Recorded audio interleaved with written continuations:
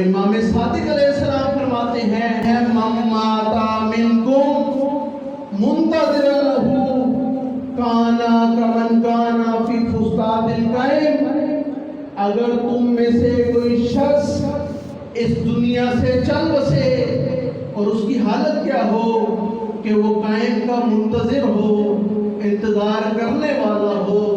تو میرے مولا فرماتے ہیں اس کا اجر کیا ہے۔ فسطاط عربی میں ایک اصطلاح استعمال ہوتی ہے، جنگ ہو لگی ہو اور ولی خدا یا حجت خدا کا خیمہ ہو،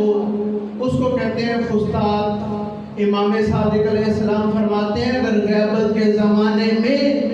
تم انتظار کرتے کرتے دنیا سے چل بسو تو تمہارا وہی مقام ہے